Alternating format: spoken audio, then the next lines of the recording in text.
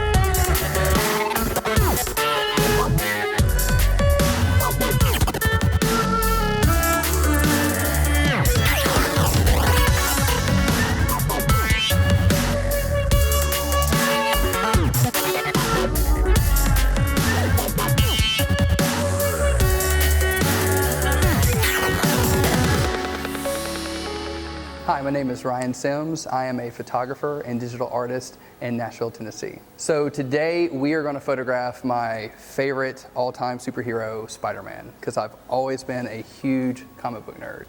And there is a particular comic book cover of the Spider-Verse that I wanted to recreate. So I thought it would be really cool to get a lot of Spider-Men and women swinging into action. So the setup and the lighting that I'm going to be using today is a 4-light setup.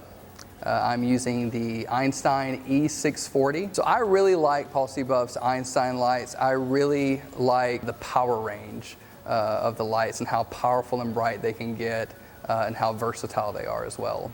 For my main light, I am using a 64-inch PLM umbrella with white diffusion fabric. For my fill light, I am using a beauty dish with white diffusion fabric. For my 2 backlights, I'm using 2 Einsteins with orange gels. And this is going to give the subject a warm highlight, and that's really going to add to the realism of the fiery background that I'm going to use when I add the background in Photoshop. I think it's great to shoot tethered because when you're dealing with shots where the subject is doing all kinds of crazy poses and they're jumping up in the air, it helps to have that instant gratification of knowing that you got the shot.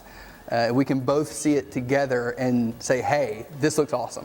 And we can rejoice together and high five. So in post-processing, what I normally do is I will upload all of my images and I will scan through them and narrow down the good ones from the bad ones. Then I will take them into Photoshop and start cutting them out for the composite. And I've never really been a huge fan of Photoshop's magic wand or some of the quick selection tools. I always want to know exactly what it is that I'm getting, and really the only way to guarantee that is to zoom in tediously to 1000% if necessary, and use the pen tool and start cutting out pixel by pixel if necessary and getting exactly what I need. And it may take 15 minutes, it may take 30 minutes depending on the subject matter, but it's worth it in the end.